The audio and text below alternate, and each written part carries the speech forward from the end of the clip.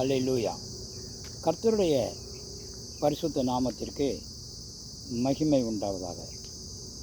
பரலோக பொக்கிஷம் இந்த நாளிலும் தியானிக்கக்கூடிய வேத வசனம் மார்க் புஸ்தகத்தினுடைய 16ஆம் அதிகாரத்திலே 8ஆம் வசனம்.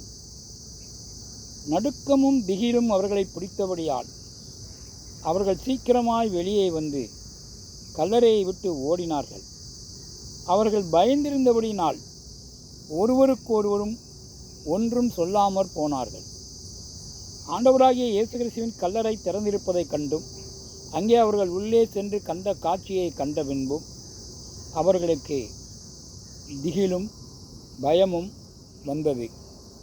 பின்பு தேவ தூதனுடைய வார்த்தைகளை கேட்ட பிறகு அதற்கு கீழ்ப்படிந்து பேதுருவுக்கும் மற்ற சீசர்களுக்கும் ஆண்டவராகிய இயேசு கிறிஸ்து உயிர்த்தெழுந்தார், அவர் கலிலேயாவுக்கு போய்க் கொண்டிருக்கிறார், நீங்கள் போங்கள் என்று சொல்வதற்காக அவர்கள் சென்றார்கள்.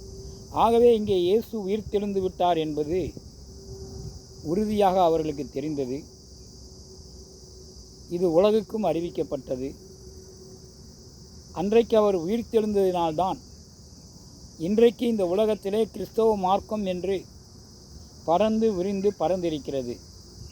அன்றைக்கு அவர் ஒருவர் மரித்து உயிர்த்தெழுந்ததினால் கிறிஸ்து என்ற ஒரு சிறு கடுகு விதையானது இன்றைக்கு கிறிஸ்தவ மார்க்கத்திலே உலகத்திலுள்ள அநேகர் ஏராளமான பேர் இணைந்து ஏறத்தாழ உலக ஜனத்தொகையிலே 2/3 பேர் கிறிஸ்தவ மார்க்கத்திற்குள்ளாக இணைந்து இன்றைக்கு தேவனை வழிபட்டு கொண்டிருக்கிறார்கள். ஆகவே இன்றைக்கு அசைக்க முடியாத உறுதியாக உண்மை உள்ளதாக கிறிஸ்தவ மார்க்கம் இருக்கிறது என்பதை இதனாலே உறுதிப்படுத்தப்படுகிறது. ஆகவே இன்றும் கிறிஸ்தவம் இருக்கிறது என்பதும் இதன் மூலமாக உலகத்தில் வாழும் மனிதர்களுக்கு அவரை விசுவாசிக்கின்றவர்களுக்கு இரட்சிப்பு கிடைக்கிறது என்பதையும் கிறிஸ்து உயிர்த்தெழுந்ததினால்தான் இதெல்லாம் கிடைக்கிறது என்பதையும் இவர்தான் தேவகுமாரன் என்பதற்கு அவர் உயிர்த்தெழுந்ததன் மூலம் உறுதியாக உண்மை உள்ளதாக அத்தாட்சியை இந்த உலகத்திற்கு தந்துவிட்டார். தாமே பூமிக்கு வந்து கடைசி சத்துருவாகிய மரணத்தை ஜெயித்துவிட்டார், பாதாளத்தை வென்றுவிட்டார். இதன் மூலம் மானிடருக்கு இரட்சிப்பின் வழியை காட்டினார். ஆனாலும் இன்றைக்கு தேவன் இல்லை என்று சொல்லுகின்றவர்கள், அவர்களை நாம் நாத்திகர்கள் என்று அழைக்கிறோம். ஆனால் வேதத்திலே சொல்லப்படுகிறது, தேவன் இல்லை என்று சொல்லுகிறவர்கள் மதிகேடர்கள். அவர்கள் என்ன சொல்கிறார் என்றால், இது ஒரு கட்டுக்கதை. கிறிஸ்து என்று ஒரு மனிதன் பூமிக்கு வரவும் இல்லை, அவர் கல்வாரி சிலுவையிலே அடிக்கப்படவும் இல்லை, அவர் உயிர்த்தெழவும் இல்லை, இதெல்லாம் கட்டுக்கதை என்று சொல்லுகிறார்கள். ஆகவே இதெல்லாம் கட்டுக்கதையாக இருந்தால் கிறிஸ்துவில் மரித்து கல்லறையிலே வைக்கப்பட்டதை ரோமானிய பேரரசு சட்டப்பூர்வமாக அதை நமக்கு வரையறுத்திருக்கிறது. கல்லறையிலே வைக்கப்பட்ட கல்லறை இயேசு கிறிஸ்துவின் சரீரம் எப்படி காலியாக இருந்தது, அவர் மரித்தோரிலிருந்து எழவில்லை என்றால் கல்லறைகளுடைய வைக்கப்பட்ட உடல் எங்கே, இதற்கெல்லாம் விடை எங்கே?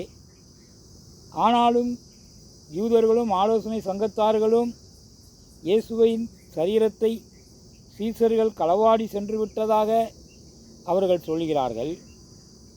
ரோம வீரர்கள் கல்லறைக்கு சீல் வைத்தார்கள், அதை காவல் காத்தார்கள்.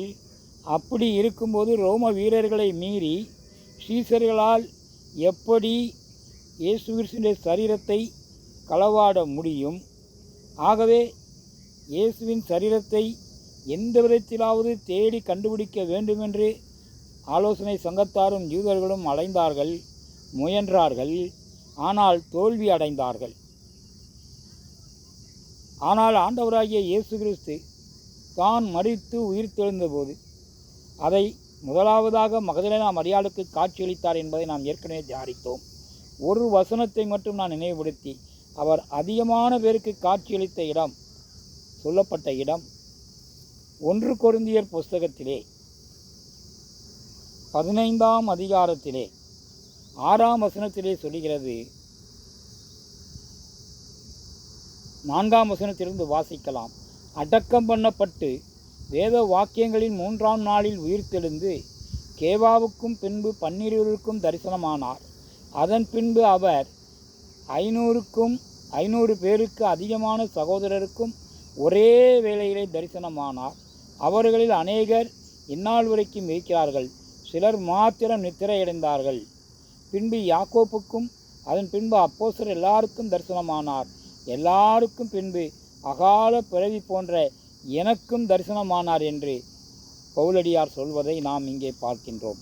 அல்லேலூயா. ஆகவே ஆண்டவராகிய இயேசு கிறிஸ்துவை சீசர்கள் அவரை மாத்திரத்திலே அவர்களுக்கு ஒரு சமாதானம் உண்டாயிற்று, சந்தோஷம் உண்டாயிற்று. பின்பு அவருடைய பரிசுத்த ஆவியை பெற்றுக்கொண்டார்கள். அதன் மூலம் பரிசுத்த ஆவியினால் பலப்படுத்தப்பட்டார்கள். புத்தம்புது மனிதர்களானார்கள். ஆவியிலே மறுபடி பிறந்தார்கள். மீண்டும் போய் நற்செய்தியை அறிவித்தார்கள். பயந்து போய் அறிவிக்கவில்லை, தைரியமாகவே அறிவித்தார்கள். எந்த ரோமானிய பேரரசு இயேசு கிறிஸ்துவை கொன்றதோ அந்த ரோமானிய பேரரசு அரசாங்கத்திலே போய் அவர்கள் தைரியமாக நற்செய்தி அறிவித்தார்கள். இப்படிப்பட்ட தைரியமும் பலமும் வல்லமையும் தேவனால் கொடுக்கப்பட்டிருக்கிறது. அது மாத்திரமல்ல, இந்த உலகத்தின் முடிவு வரைந்தும் சகல நாட்களிலும் நான் உங்களுடனே கூட இருக்கிறேன். நீங்கள் என் நற்செய்தியை அறிவித்து என் கற்பனைகளையும் கட்டளைகளையும் போதித்து ஏற்றுக்கொள்கிறவர்களுக்கு ஞானஸ்தானம் கொடுங்கள் என்று கர்த்தர் நமக்கு அறிவுறுத்தியிருக்கிறபடி இந்த நாள் வரைக்கும் நடைபெற்று கொண்டிருக்கிறது. ஆகவே கிறிஸ்தவ மார்க்கம் இன்றைக்கு தலைத்து ஓங்கியிருக்கிறது என்றால் கிறிஸ்து மரித்து உயிர்த்து எழுந்ததினால்தான் என்பதனால்தான். அல்லேலூயா.